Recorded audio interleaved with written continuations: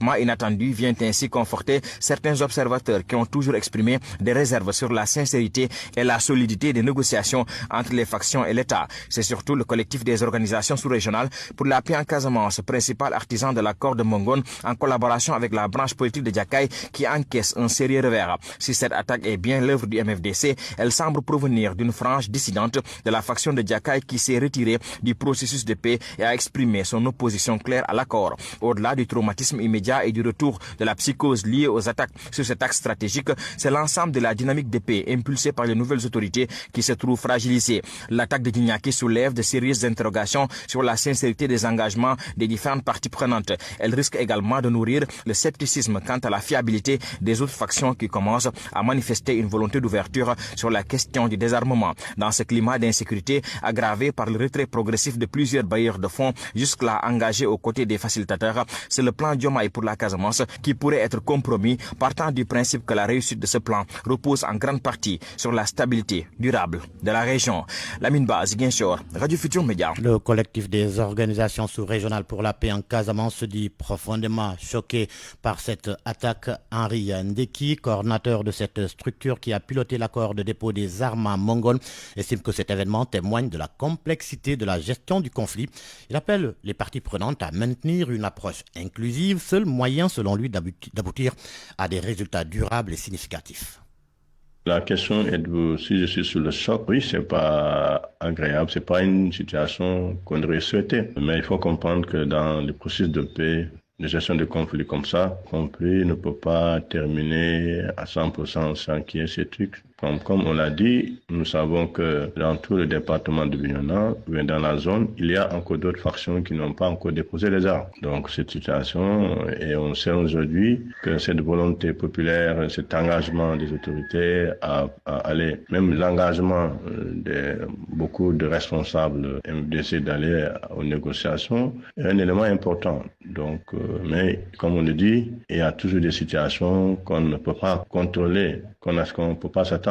Mais tout compte fait, on souhaite que tout le monde contribue à gérer cette situation et peut-être que nous invitons ces responsables des différentes factions d'aller à la table de négociation avec l'État, s'exprimer et vraiment dire ce qu'ils veulent et puis voilà, trouver un terrain d'entente avec l'État pour le bien des populations. Parce qu'aujourd'hui, c'est l'intérêt suprême des populations qui est important. Des propos recueillis par Lamine Ba. L'affaire du meurtre de Malick Gueye à Bayar dans la commune de Diender, c'était début mars dernier. Elle avait déclenché une série de violences xénophobes dans la localité où une insécurité règne toujours du fait de la présence d'un réseau de prostitution. Des maisons avaient été saccagées et incendiées et la gendarmerie avait procédé à plusieurs arrestations. Aujourd'hui, les notables de Bayar, les jeunes et les femmes se sont donné la main pour conjuguer leurs efforts afin d'assainir leur localité et la développer.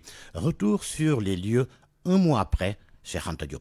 Bayar, un paisible village de la commune de Diender, c'est un carrefour. Les populations, pour la plupart, s'activent dans le maraîchage, le commerce et le transport. À Bayar s'est installée une forte communauté d'étrangers qui vit paisiblement avec les Sénégalais. Ce village est devenu depuis quelque temps le théâtre d'événements tragiques. Un jeune du village, Malick Gueye, a été tué. Cette situation a installé une insécurité totale à Bayar. Ndiaga Ndiaye, membre de l'association Bayar Sakanam. Il y avait un problème de meurtre à Bayar. Suite aux récents événements survenus dans un quartier de Bayar fréquenté par des prostituées souvent étrangères. Ces incidents ne reflètent pas le quotidien calme et hospitalier de Bayar. Selon Ndiaga Ndiaye, l'insécurité serait liée à la présence d'un réseau de prostituées venues du Nigeria. Nous lançons un vibrant appel aux autorités à réguler cette activité en veillant à ce qu'elles respectent la loi. Insécurité, absence de papiers sanitaires, proxénétisme doit entraîner l'interdiction de ces activités.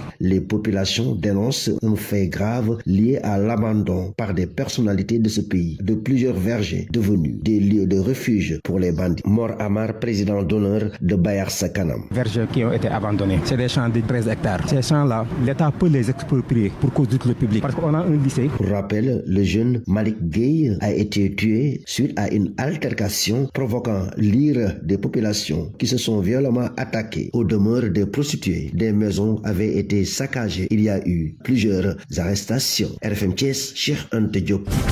RFM, la radio de toute l'actualité. Retour sur les arrestations et autres convocations dans le cadre des fonds force Covid-19. Vous le savez depuis hier, certaines personnalités incriminées par le rapport de la Cour des comptes ont commencé à répondre. D'autres sont même en garde à vue. Et le balai à la DIC ne fait que commencer. Mohamed Ali Moubar. Sont attendus incessamment à la DIC des identités remarquables du ministère de la Santé. L'ancien DAGE Ousseynou Ngom, Mamadou Ndiaye, directeur de la prévention, Moussa Samdaf, directeur de l'hôpital d'Alal Diam ou encore les directeurs de l'hôpital Youssou Margane, tous convoqués pour avoir, vous le savez, été cités dans les anomalies jugées graves du rapport du fonds force Covid-19. Certaines personnalités du ministère de l'urbanisme sont incriminées. Le rapport y a décelé un certain nombre d'anomalies. Des dépenses sans justification, 19 milliards de francs CFA engagés dans des dépenses en lien avec la Covid-19, notamment pour l'achat de bacs à fleurs. L'ancien ministre Mansour Faye, qui a été interdit formellement de sortir du territoire, attend de passer devant les enquêteurs pour s'expliquer, vous le savez, sur des irrégularités sur le marché de la gestion des fonds Covid-19, notamment l'acquisition de vivres. L'OFNAC a décidé, dans le cadre de cette affaire, de transmettre le dossier au procureur de la République. Mansour Faye, en tout cas, refute ces accusations et il s'explique. Je ne peux pas faire l'objet d'une poursuite ou d'un contrôle parce que moi, dans cette histoire de la Covid, tout s'est très bien passé. En attendant d'en connaître davantage, des personnalités du monde de la culture comme Baba Amdi, artiste musicien, Alimatou Sadia Gueye, président de la Fédération des couturiers et créateurs, Abdou Aziz Mbaye, communicateur traditionnel, sont à garde à vue, tout comme Mamadou Ngom, DAGE au ministère des Sports. À midi 9 minutes, port de brassard rouge des travailleurs du Grand Théâtre National licenciés. Interdit d'accès, ces ex-agents comptent user de toutes les voies de recours pour obtenir gain de cause. Le président du collectif des travailleurs licenciés du Grand Théâtre National, Doudou Ndiaye Rose, Abdourahmane Kanté au micro de Anna Rochard. Abouba, secrétaire général du syndicat des gens contracteurs de la santé. Ce n'est pas le bon élément. On reviendra à Abouba au cours de cette édition. On parle du port de brassard rouge des travailleurs du Grand Théâtre National licenciés. Interdit d'accès, ces ex-agents comptent user de toutes les voies de recours pour obtenir gain de cause. Le président du collectif des travailleurs licenciés du Grand Théâtre National, Doudou Ndiaye Rose, on l'entendra lors de nos prochaines éditions. Et l'on reparle du rapport annuel des statistiques du travail en 2024, publié hier par la Direction générale du travail et de la sécurité sociale, entre emplois générés et perdus, établissements ouverts et ceux fermés avec des pertes d'emploi, entre autres aspects dans le monde du travail. La synthèse de Seydou Nourouba. Des avancées ont été notées, dans d'autres c'est le statu quo ou encore une baisse de performance. En 2023, plus de 101 000 CDI ont été notés et plus de 117 000 en 2024. Pour ce qui est des emplois générés de 2012 à 2023, 12 670 et en 2024, 1928 établissements ont été ouverts pour un total de plus de 10 000 emplois. Pour ce qui est des fermetures d'établissements et emplois perdus, pour l'année 2023, 123 établissements ont été fermés pour 579 emplois perdus. Pour l'année 2024, 155 établissements ont été fermés pour 880 emplois perdus. 103 956 établissements ont été contrôlés et en 2024, plus de 98 000. Pour ce qui est des règlements des conflits individuels, en 2023, il y a eu 1667 et en 2024, 1973 règlements des conflits individuels. Pour ce qui est des transactions financières afférentes au protocole de séparation à l'amiable, en 2023, il y a eu plus de 6 milliards et en 2024, plus de 9 milliards. Pour ce qui est des accidents du travail et maladies professionnelles, en 2023, 1316 ont été recensés. En 2024, 975. L'assurance maladie obligatoire a également été au cœur du rapport. En 2022, 3982 cas ont été signalés. En 2023, 5782. Toujours en 2022, 149 569 participants ont été notés. En 2023, 185 796. Concernant la couverture retraite, en 2023, 39 127 ont été notés. Et puis en 2024, 40 430 300 adhérents. En 2023, 430 436 participants ont été notés chez les travailleurs et en 2024, 577 171 participants. Merci Seydou Nourouba. Nouveau pacte de stabilité sociale. Les centrales syndicales montrent leur optimisme. Les discussions se poursuivent avec les acteurs.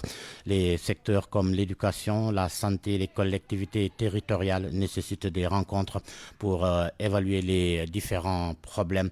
Pour les centrales, seule une bonne volonté du gouvernement peut faire évoluer ce pacte.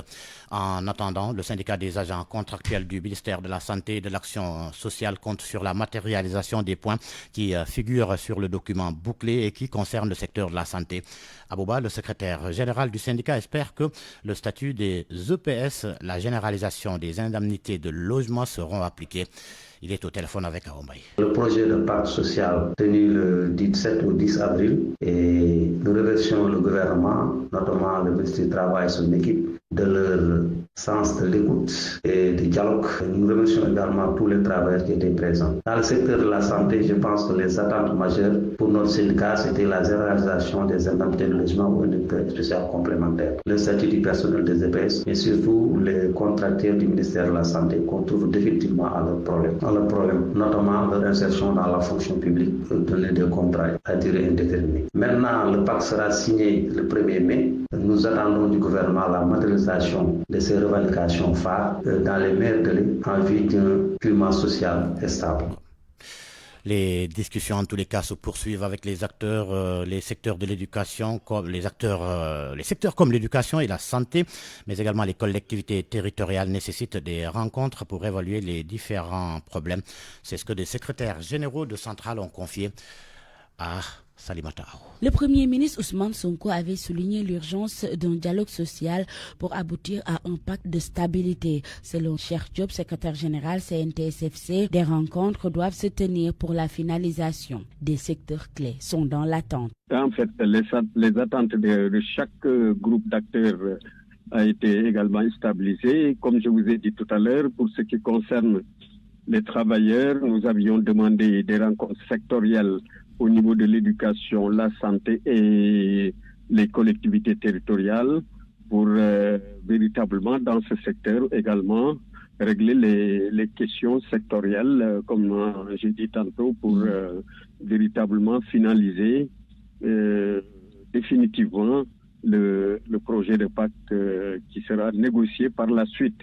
Une bonne volonté peut décanter les problèmes. Modi Guiro estime qu'il est important de rétablir la confiance entre les parties prenantes. Le plus important pour nous, c'est d'avoir la volonté politique, tout le monde, donc de résoudre les difficultés, de mettre en place un cadre de dialogue adéquat, transparent, qui permet donc de rétablir les équilibres, mais aussi de rétablir la confiance entre les parties. Je pense que c'est cela le plus important. Maintenant, une grève, personne ne veut de grève. Bien le gouvernement que les travailleurs. Les grèves interviennent quand il n'y a plus de solution. Nous n'en sommes pas là. Nous sommes dans une procédure en cours pour essayer de faire d'arrêter à une signature d'un pacte social le 1er mai. Mais comme nous l'avons dit, je pense que pour cela, il faudrait que le gouvernement envoie des signaux forts aux travailleurs. Les centrales syndicales précisent qu'elles ne vont pas en grève par gaieté de cœur, mais soulignent que le pacte n'empêche en rien les centrales d'aller en grève. C'est un accord cadre. Si c'est conclu, il est vrai que ça peut apaiser le climat social pour la durée déterminée par le pacte. C'est conclu. Il est vrai que ça peut apaiser le climat social pour la durée déterminée par le pacte. Mais cela ne veut pas dire qu'il n'y aura pas de grève et que le pacte empêche aux organisations syndicales d'aller en grève. Mais si l'organisation syndicale, l'essence de son action, c'est de négocier et d'avoir des accords. Une fois les accords obtenus, je pense que c'est une garantie pour apaiser le climat social. Le Premier ministre Ousmane Sonko avait émis le souhait de conclure le pacte de stabilité sociale au plus tard avant le 1er mai 2025. Pour les centrales, si tout est fin prêt, la conclusion du dit pacte peut se faire. bien avant. Ordre des médecins du Sénégal, la semaine dernière, le président sortant a passé le témoin à son successeur élu en mars dernier.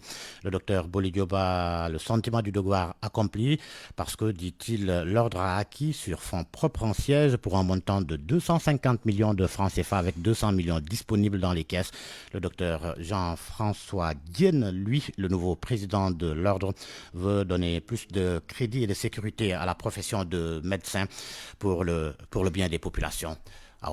Un bilan positif, c'est la conclusion du président sortant de l'Ordre national des médecins du Sénégal après 4 ans de mandat. Le docteur Boli Diop cite un acquis non négligeable, c'est l'achat d'un nouveau siège pour l'Ordre à hauteur de 250 millions de francs CFA. Aujourd'hui, au sortir de ces 4 années, on peut dire que l'Ordre des médecins a acquis un siège sur fonds propres à hauteur de 250 millions. Mais aussi, l'Ordre des médecins a renforcé son administration en élaborant un manuel des procédures administratives et financières pour une gestion transparente et rigoureuse. Actuellement, comme je vous dis, on a une bonne santé financière et dans nos caisses, à peu près plus de 200 millions sont disponibles au niveau de la caisse de l'Ordre des médecins. Son successeur, le tout nouveau président élu, le docteur Jean-François Diène, compte renforcer les principes qui encadrent la profession de médecin, lutter contre l'exercice illégal de la médecine, jouer pleinement le rôle de conseiller auprès des pouvoirs publics sur le déroulement de la politique de santé. Nous comptons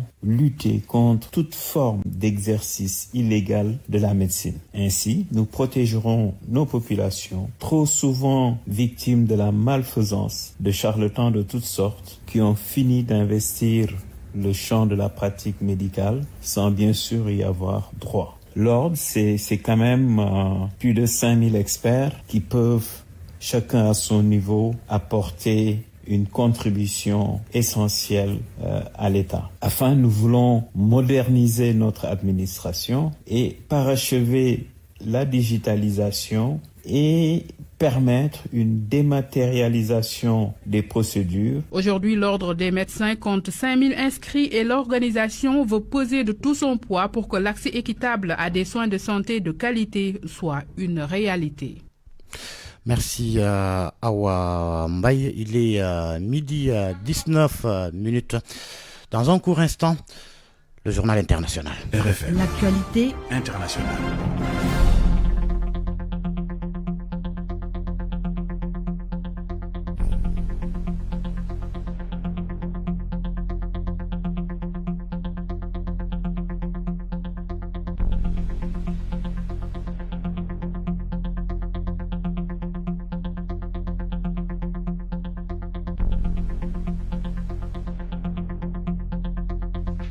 À midi 20 minutes, bienvenue Nafissa Toussila. Merci Georges.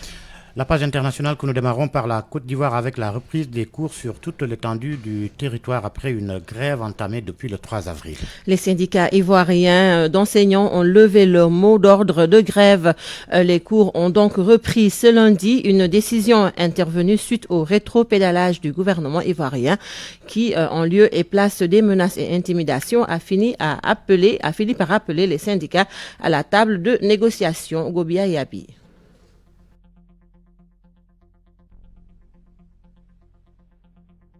RFM. Gobia Yabi que l'on retrouvera sans doute au cours de cette édition. Et puis Georges, nous allons parler donc de la Guinée où l'ex-chef de la junte Dadis Camara a quitté le pays, mais pour des raisons médicales. Le capitaine Moussa Dadis Camara serait au Maroc selon son entourage. Aucune annonce officielle n'est cependant faite, même s'il avait été gracié en fin mars par le général Doumbia pour raison de santé. Toujours selon ses proches, il y va au Maroc pour effectuer des examens médicaux. En Afrique du Sud, l'ouverture d'un procès historique pour crime d'apartheid. Un juge sud-africain a autorisé le parquet à engager des poursuites contre un ancien policier et un ex-informateur pour leur rôle joué dans l'assassinat de jeunes combattants pour la liberté. Les détails avec Salimata Awa. Les faits se sont déroulés en 1982. Il s'agit de 3 jeunes combattants pour la liberté. Il avait été tué dans une explosion, tandis qu'un 4e militant avait été sérieusement blessé. Les mises en cause, un un ancien policier de l'apartheid, un ancien formateur. Un juge sud-africain a donné son feu vert au parquet pour que ces accusés ne soient pas simplement poursuivis pour meurtre et enlèvement, mais aussi pour crimes contre l'humanité et notamment crimes d'apartheid. Selon les défenseurs des droits humains, il s'agit d'une décision historique. Aucun accusé n'avait jusqu'à présent été poursuivi pour le crime international d'apartheid reconnu par les Nations Unies et le statut de Rome. Il aura fallu l'implication des familles des victimes et de la société civile, ainsi que la volonté du procureur attaché à ce dossier pour que plus de 40 ans après les faits, un tel précédent ait lieu. Près de 30 ans après la commission Vérité et Réconciliation, plusieurs autres procès et enquêtes sont en cours pour enfin finir de faire la lumière sur cette période de l'histoire sud-africaine, avec notamment la réouverture du dossier autour de la mort jugée accidentelle d'Albert Lutuli, ancien président de l'ANC et prix Nobel de la paix, percuté par un train en 1967. Cette affaire met en lumière le passé de l'Afrique du Sud et s'inscrit dans des efforts continus pour rendre justice à l'ère de l'apartheid. Et selon les défenseurs des droits humains, ces poursuites pour crimes d'apartheid, si elles aboutissent, pourraient inspirer d'autres pays. Salimata Awa, et nous parlons du Soudan avec la conférence internationale qui mobilise l'aide après 2 ans de guerre jour pour jour, guerre qui avait démarré le 15 avril 2023. Ce mardi, des diplomates et responsables humanitaires du monde entier se réunissent à Londres pour tenter d'atténuer les souffrances. Un conflit qui a fait des dizaines de milliers de morts et déplacé 14 millions de personnes, plongeant de vastes régions soudanaises dans la famine. Georges. En Algérie, l'Algérie donc qui expulse 12 fonctionnaires de l'ambassade de France. Ce sont 12 membres du personnel de l'ambassade de France qui doivent quitter l'Algérie dans les 48 heures. C'est suite à l'inculpation de 3 Algériens en France ce vendredi dernier, dont l'un est un fonctionnaire consulaire. Ils sont accusés d'avoir participé à l'enlèvement l'année dernière d'Amil Bourhos en avril 2024, un critique virulent du gouvernement algérien sur les réseaux sociaux et qui a obtenu l'asile en France en 2023. Le ministre français des Affaires étrangères, Jean-Noël Barrot, exhorte cependant l'Algérie à renoncer aux expulsions, déclarant aussi que la France était prête à réagir immédiatement si elle se poursuivait. Georges. Merci Nafissa Toussila pour cette parole aux auditeurs. L'actualité, qu'en pensez-vous? Moi, je pense que vous devrez. Réagissez dans nos éditions d'information sur l'actualité. Bonjour. Du lundi au vendredi, vous avez la parole sur RFM. Avec nos 2 intervenants, Ngouda Fall Khan, président de l'Alliance contre le crime organisé en Afrique, et Eliman Khan de l'ex-Africa, président de l'ex-Africa, nous allons évoquer le début du traitement judiciaire du rapport de la Cour des comptes sur la gestion du fonds Force Covid-19. RFM Sport. Bienvenue Malal Junior Diagne. Merci Georges. La Coupe d'Afrique des U20, le sélectionneur du Sénégal analyse la poule C. La poule C avec ce nouveau tirage pour définir les adversaires du Sénégal à cette CAN qui démarre le 27 de ce mois en Égypte. Le Sénégal va affronter la République centrafricaine, la RD Congo, mais également le Ghana. De nouveaux adversaires, de nouveaux profils, un nouveau football auquel il va falloir s'adapter. Serigne Saliou Dia, entraîneur de l'équipe nationale U20 du Sénégal, dit que le staff technique du Sénégal est bien outillé pour faire le travail. Quand on se prépare, c'est par rapport à des infrastructures, par rapport à tes forces, tes faiblesses, mais surtout par rapport aussi à l'adversaire que tu auras à croiser, leur façon de jouer, le profil des joueurs. Maintenant, il va nous falloir encore se réorganiser. Travail aussi par rapport à ça, il y a un autre travail qui va commencer. Et j'avoue que c'est une poule difficile comme la première. Hein. Je pense qu'on va en Coupe d'Afrique, on aura les meilleurs pays africains qui ont fini de se qualifier. Donc c'est tout le temps des compétitions relevées. Donc il va falloir un peu compter sur soi, compter sur sa force, compter sur ce que tu as l'habitude de faire. Et je pense qu'on est dans cette dynamique. Est-ce que ce nouveau tirage va modifier ou redéfinir les bases de la préparation ou vos plans de jeu? Ah oui, je pense que c'est important parce qu'on se prépare, c'est par rapport aussi à des adversaires, même si on reste conscient sur son projet de jeu, à savoir l'animation offensive, l'animation défensive, les transitions, les stratégies. Là c'est des trucs constants propres à son équipe, mais aussi en s'ouvrant aussi aux adversaires que tu auras rencontrés. Même dans les plans tactiques que tu es en train de mettre, il va falloir habituer au jeu à jouer peut-être du système que les autres vont présenter. Donc naturellement sur le plan tactique, sur beaucoup d'aspects vont changer. Maintenant, comme je l'ai dit tantôt, on va se focaliser plus sur nous et c'est encore une fois d'habituer ces jours à rencontrer aussi ces genres de pays. Dommage peut-être qu'on n'aura pas de temps d'avoir un adversaire, profil qui a un profil proche de ses adversaires, mais tout compte fait, Voilà, on vient avec nos forces, nos convictions. Et je pense que c'est ça qui est important pour une équipe, l'adaptabilité, savoir s'adapter à n'importe quel adversaire. Le football avec la CAN U17 également, on joue les demi-finales aujourd'hui sur le Tchad.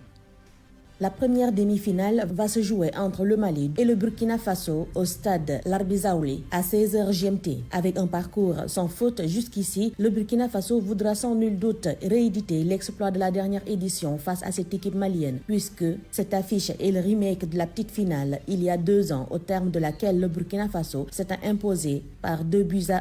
C'est la deuxième fois que les cadets maliens et burkinabés s'affrontent à ce niveau de la compétition de la CAN U17. La première confrontation entre les deux sélections remonte en 1999, une rencontre dominée par les étalons cadets. Les deux équipes se sont déjà affrontées également en amical avant de rallier le Maroc. Des matchs soldés par une victoire du Burkina Faso 2-1 et un match nul. Et si le Burkina Faso compte sur son buteur maison et meilleur buteur de la compétition, Achraf Tapsoba, pour faire la différence, le Mali va sûrement s'appuyer sur sa résilience et son collectif. Dans l'autre demi-finale, la Côte d'Ivoire va défier le Maroc à 19h GMT au stade El Bachir de Mohamedia. Ce duel marque la rencontre des deux meilleures attaques de cette CAN. Le Maroc a déjà fait trembler le filet adverse à 11 reprises et la Côte d'Ivoire 10 fois. De retour dans le dernier carré, les Ivoiriens qui ont sorti les tenants du titre, les Lionceaux du Sénégal, veulent faire de même avec le finaliste malheureux de l'édition précédente et espérer revivre le même exploit qu'en 2013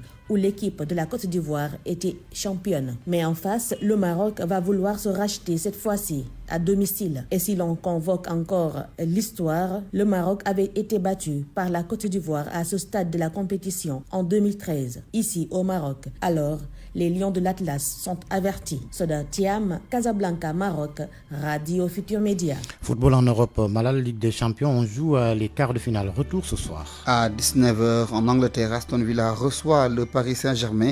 Objectif renverser l'équipe parisienne qui avait pris le meilleur sur les Anglais sur le score de 3-1. Dans l'autre rencontre en Allemagne, l'équipe du Borussia Dortmund va tenter de réaliser un exploit face à l'armada offensive du FC Barcelone. Allez, 4-0 pour les Blaugrana. Les jaunes et noirs auront du pain sur la planche face à l'équipe catalane. Des matchs à suivre en direct à partir de 19h sur RFM. Merci Malal Junior Diagne pour cette page des sports. La revue de presse de Mohamed Alimba, bonjour. Bonjour. Fond force Covid-19, les premières arrestations. La justice ramasse les présumés délinquants de la Covid-19. Le journal Les Échos pointe une dizaine d'arrestations hier à la DIC des DAGE, des fournisseurs, des intermédiaires en garde à vue. Baba Hamdi, soupçonné de n'avoir pas justifié tous les 112 millions de francs CFA reçus par son association dont les filets. Tout comme Mamadou Ngom, DAGE lui aussi accusé d'avoir confectionné de fausses décharges. Mamadou Sen chargé pour un dépassement sur le prix du gel hydroalcoolique. La machine judiciaire s'emballe. Enquête informe que Mansour Faye, l'ex-ministre, s'est vu hier notifier son interdiction de sortie du territoire. Désormais, il est suspendu à la mise en accusation qui doit être votée par l'Assemblée nationale. Il sera passible de la Haute Cour de justice, relève encore enquête. Le Quotidien, qui resserre son angle de traitement sur le monde de la culture, affirme que nos artistes, beaucoup d'entre eux, en tout cas, ont maille à partir avec la justice dans le cadre de cette affaire. Au-delà de Baba Hamdi, il y a le cas de Aziz Ndiaye ou encore la styliste Sadia Gueye. Simon Kouka, membre du gouvernement Y'en a marre, placé sous contrôle judiciaire. Tous sont suspectés d'avoir détourné des fonds Covid-19. Pour l'évidence, c'est la malédiction qui s'abat sur tout ce monde. Mais l'observateur constate que les masques tombent, les dessous d'une enquête explosive. Ousseynou Ngom, le DAGE du ministère de la Santé, Mamadou Ndiaye, le directeur de la prévention, Moussa Sam Daf, le directeur de l'hôpital d'Al-Aliam, Babacar Sen, le directeur de l'hôpital de Kafrine, Lamine Diallo, le comptable de l'hôpital Youssou Margan, Ahmad Badara Diop, le comptable de l'hôpital de Pikine, tous convoqués par la division des investigations criminelles en vue d'un déferment. Le journal pointe ce qu'il appelle les anomalies graves révélées par le rapport de la Cour des comptes sur facturation de plus de 2,7 milliards de francs CFA sur l'achat des riz destinés aux populations vulnérables pendant le confinement. Abdounger, confiné depuis hier à la gendarmerie nationale, placé en position de garde à vue. Le chroniqueur est accusé de diffusion de fausses nouvelles. Simon Faye, le journaliste de la Sen-TV et de Zik FM, lui recouvre la liberté, indique Libération. Il est sous contrôle judiciaire. Maître Elajouf dénonce la garde à vue d'Abdounger.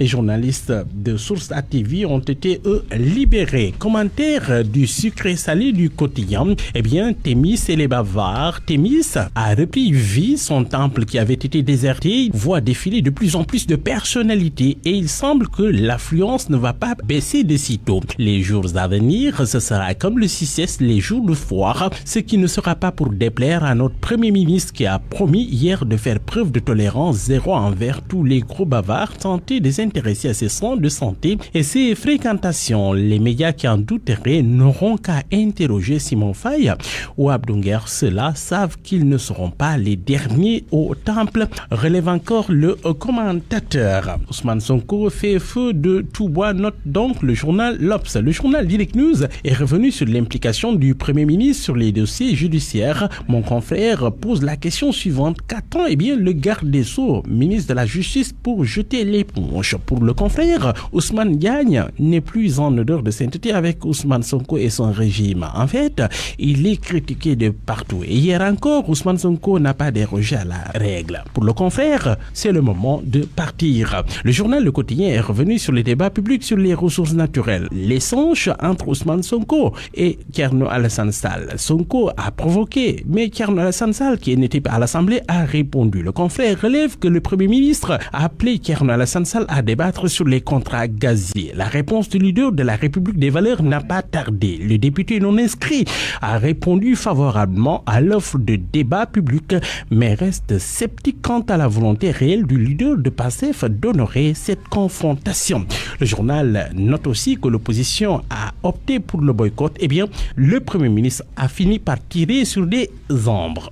Et puis, en première page du journal Le Soleil, ce dossier sur la forte mortalité des poussins, la fade de corité des aviculteurs. Un éleveur dit: j'ai perdu 342 poussins sur 550, soit 1 168 000 francs CFA de perdu. Depuis que je suis dans ce métier, c'est la première fois que je perds autant d'argent. Le confrère qui parle de cette fade corité note qu'après avoir déboursé beaucoup d'argent pour l'opération corité, ces aviculteurs se retrouvent au fond du gouffre avec de grosses pertes dues notamment à une mortalité très élevée des poussins. Bonne nuit à tous.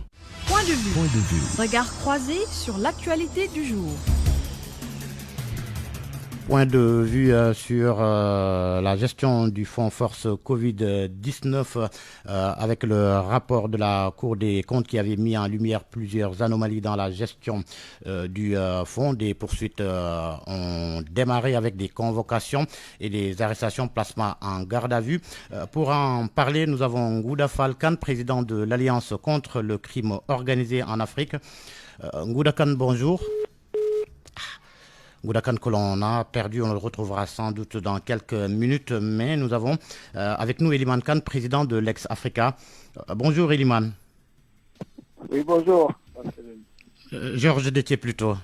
Georges, excusez-moi.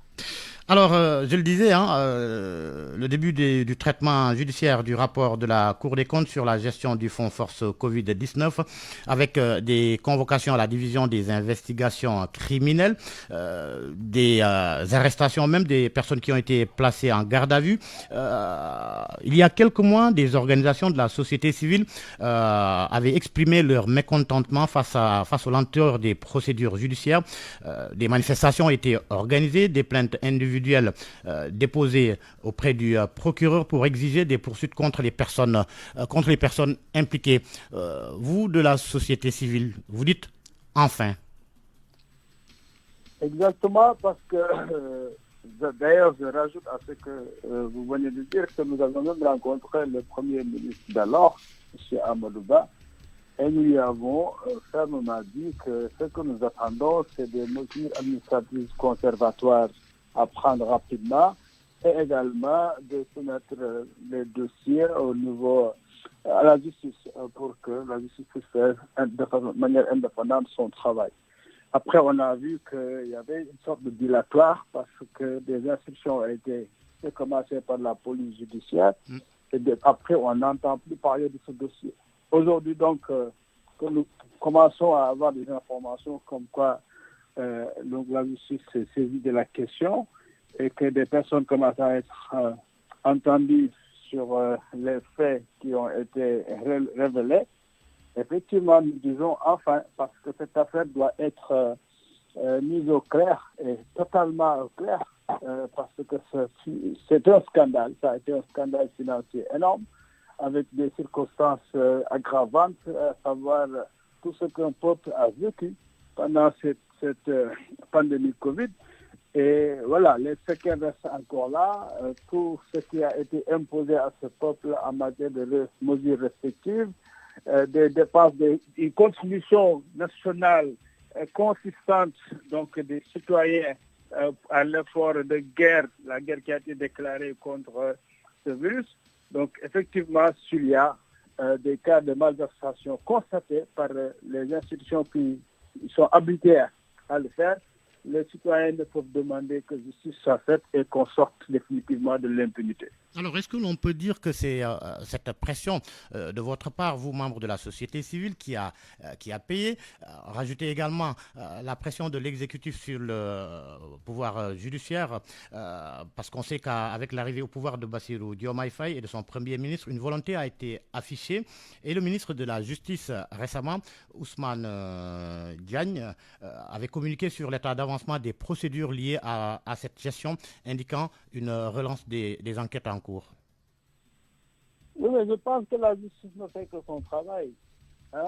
La justice, c'est des hommes comme vous et moi, mais également des gens qui sont formés pour pouvoir faire face à leurs responsabilités tout en sachant résister à la pression. Parce que ce n'est pas la pression qui détermine une action de justice. La justice, le patron de la justice, c'est la loi. Et la loi, c'est la vox populi, c'est la voix populaire, n'est-ce pas? Et donc, je pense qu'effectivement, la justice, en toute indépendance, doit faire son travail. Maintenant, tout le monde sait que, effectivement, quand on le dit comme ça, le temps de la justice n'est pas le temps des politiques ou bien des citoyens pressants, de l'usager. C'est parce que, tout simplement, on n'a pas encore donné suffisamment de moyens à cette justice pour faire son travail comme il se doit. Et tous ces dossiers-là, c'est énorme. Il y a des listes de personnes qui sont annoncées, mais la justice ne fait pas que ça non plus. Il y a beaucoup d'autres dossiers qui doivent être traités par la justice. Donc je pense que ce que doivent faire les pouvoirs publics, les autres pouvoirs publics, à savoir l'exécutif surtout, c'est de donner les moyens à la justice pour faire son travail. En matière de personnel à recruter, en matière de facilitation des processus et procédures. Voilà, donc je pense qu'à ce niveau-là, tout le monde devrait s'abstenir de vouloir faire une pression sur la justice, parce que tout simplement, la pression ne servira à rien, parce que là où ce qui doit décider, c'est la loi. Alors je reviens à vous dans un instant. Ngouda Falcane, président de l'Alliance contre le crime organisé en Afrique.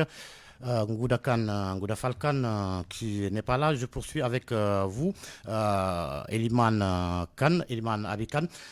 Alors, quels doivent être aujourd'hui les défis? Les défis sont les défis sur lesquels nous, malheureusement, je le dis parce que nous battons depuis longtemps contre l'impunité. Le défi majeur qui garantit l'équilibre social, c'est le défi de lutter contre l'impunité. C'est-à-dire qu'il faut que justice soit faite de façon équitable, sans distinction des Sénégalais. Et c'est justement ça qu'il faut. Et de moi, ça revient aux recommandations que je viens de faire sur la nécessité de renforcer cette justice-là, mais également, surtout, ça interpelle les pouvoirs publics pour pouvoir donc mettre en place les moyens nécessaires pour cela, recruter davantage de magistrats, on en a besoin, faire les réformes rapidement du système judiciaire dont beaucoup ont été déjà proposés par les différentes assises qui ont eu lieu dans ce pays depuis très longtemps, et la plus récente, c'est les assises de la justice. Donc nous attendons ici, là aussi, de véritables réformes. Des réformes qui sont des réformes qui consolident notre justice, qui prennent en charge également les droits et libertés des usagers de la justice et que donc dans ce pays-là, surtout sur les questions financières, que nous sortions définitivement de l'impunité de toutes ces malversations que nous avons connues jusque récemment avec un autre rapport sur la situation financière du budget et de la dette au Sénégal, pour que nous puissions véritablement mettre le pays dans des perspectives de progrès économique et social durable. Le système d'intégrité que nous demandons depuis, c'est celui-là qu'il faut construire définitivement dans ce pays-là. Alors, est-ce que, Elimane, la responsabilité de l'ancien chef de l'État n'est pas engagée dans tout cela? On en est à des personnalités qui ont eu à tremper leurs mains dans le fonds force Covid-19, mais à l'époque, on avait vu qu'il y avait des dérogations aux dispositions du règlement général de la Cour des comptes, de la comptabilité publique concernant les opérations du fonds force Covid-19, qui était dispensé de tout contrôle administratif a priori. Vous savez, nous avons un système qui rend le chef de l'État irresponsable par rapport à tout ce qui se fait. Parce que l'opérationnel et les décisions d'opérationnel qui sont prises, ce sont des Sénégalais qui sont à des postes déterminés qu'ils font, qui sont ordonnateurs de dépenses et autres, etc. Le président de la République ne peut être poursuivi qu'en cas de haute trahison. Cette haute trahison qui n'est même pas définie dans notre Constitution. Dans la Constitution. Maintenant, s'il arrive qu'une juridiction, nous avons dit qu'il arrive que l'Assemblée nationale puisse effectivement formuler une accusation de haute trahison, il faut faire le chemin. Ce sera inédit au Sénégal, mais si c'est avéré, pourquoi pas. Mais je pense que le chef de l'État, par contre, la République est sanctionné par les électeurs, par les Sénégalais, et également donc la loi qui dit qu'il ne peut pas faire plus de mandat. Donc je pense qu'on est sorti de cette affaire-là. Si on veut régler nos problèmes, il faut qu'on fasse face avec la réalité. La réalité est que ici, on est dans un état où les Sénégalais ont décidé de nouveaux régimes pour nous sortir d'une situation qui a été difficile et qui est sanctionnée par l'électorat. Et aujourd'hui, il faut quand même régler les affaires selon les procédures qui sont permises et qui sont donc existantes par la loi. Je pense que les personnes qui peuvent être incriminées, ces personnes-là sont connues, sont identifiées dans les rapports. Il faut faire les enquêtes et faire aboutir ces enquêtes-là. C'est ça qui nous fait avancer. Merci Elimane Kane, président de l'ex-Africa. Nous n'avons pas pu joindre Ngouda Fall Kane, président de l'Alliance contre le crime organisé en Afrique. Merci à Abdoulaye Diop qui a assuré la partie technique de ce midi. C'était Point de vue. Merci à Aliouba qui était à la production. À Wambaye, chef d'édition. À 13h, retrouvez Famadion pour le grand journal en Wolof. Bon après-midi à toutes et à tous. Et à tout à l'heure pour le journal en Wolof avec Famadion, comme je l'ai dit tout à l'heure.